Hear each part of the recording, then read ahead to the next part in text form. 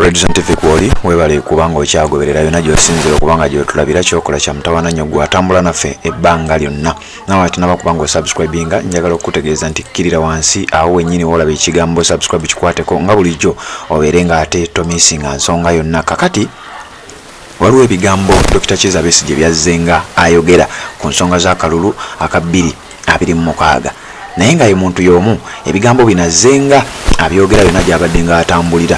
Dr. Kizza Besigye omuntu eyavuganya mu kalulu ak'okuggyako Museveni okuviira ddala mu mwaka gwa 2021 ng'ayita mu kibiina kye ekya FDC.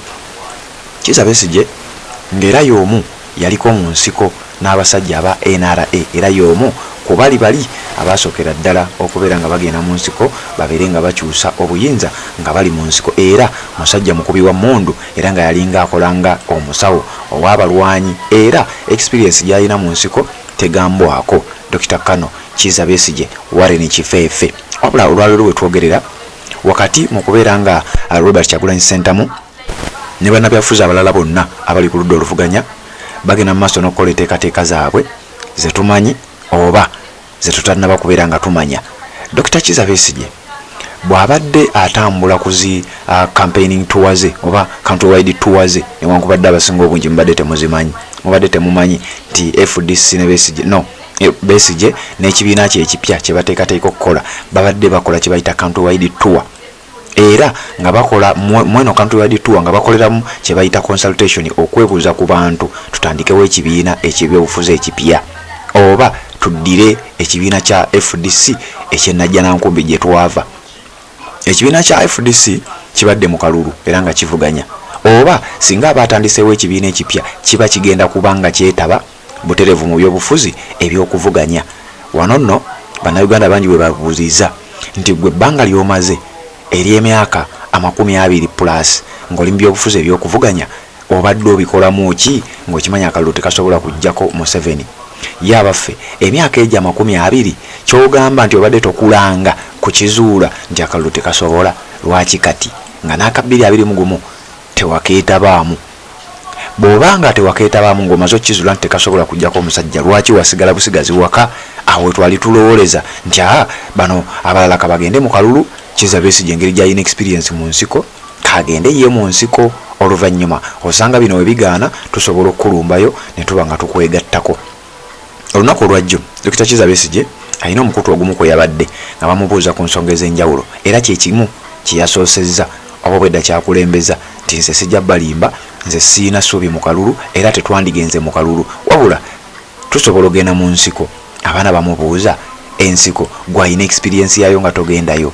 Ekyokubiri, lwaki obireeta kati? Ekyokusatu, lwaki omaze emyaka mingi ng'ovuganya nga togenda mu nsiko? Bigambo bibadde bingi nnyo naye kankuweko ebyono ebitonotono byensobodde okuba nga nkufunirako bannayuganda ab'enjawulo abagenda mu maaso n'okuwa endowooza yaabwe ku bigambo bya Dr. Kizza Besigye Warren Kifeefe.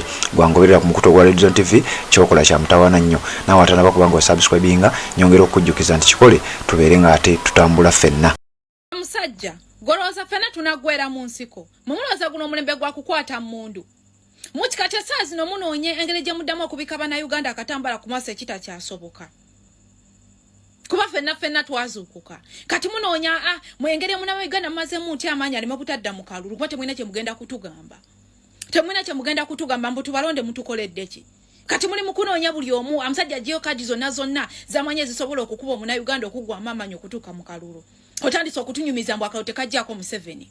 Gwe bbanga myaka 2 gye weesimbirawo kyogamba akamanya George nti akalulu tekaggyako Museveni.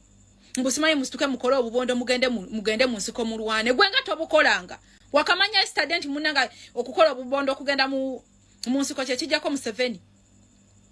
Kuva 2001 wali weesimbawo paka 2016 okola gwa kwesimbawo. Wakamanya kati nti akalulu tekaggyako Museveni. Lwaki mwagala okusirwalira abannayuganda okutusirwalirako busiruwalizi?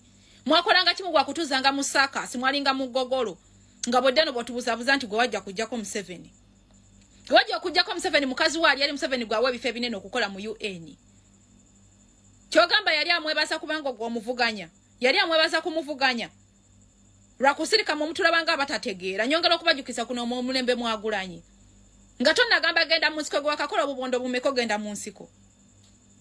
wano feno gamba okugenda bazungu ate kina ekijirako Museveni kati tandisa sasa notandisa okubagana amatama bakuwa buli platform kati bakuwa buli TV radio kuobeera mbu akawute kajjako Museveni nze nesimba emyaka emeka nene nategeera akawute kajjako Museveni gwe wakola wo kyomanya tekajjako Museveni muli mukwagala okudisa abana Uganda temukyasobola kudda mukutusiba katambala ku maaso kana akalulu kajja kuba kanjawulo okusinga buli wonna bwe twali tubaddemu nyongera okukujjukiza ggwe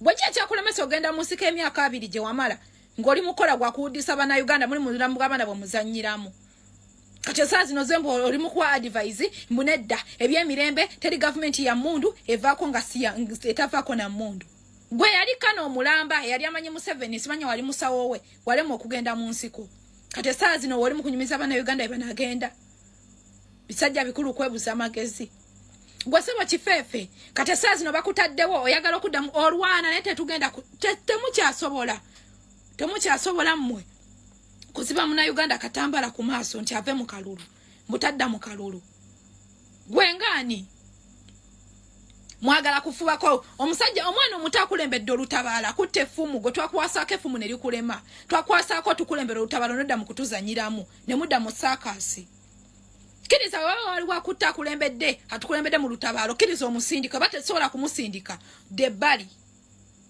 tetugenda kudasa tetula muli bwe tasobola gumiikiriza akasajja kali mukunonya katusibirako nti tuli bayeekera ate nawe ovudde tanso kola statement mukolo obubondo tugende mu nsiko ngabwe agenda yoddi gwe myaka 2 ngajja kulemo ogendayo asajja mutu bikakagoye ku maaso ogamba akalute kajjako Museveni naye mu omwaka oguwedde wasobola okufulumya candidate ava mu kibiina kyo lwaki mutuwuddisa mmwe assalamu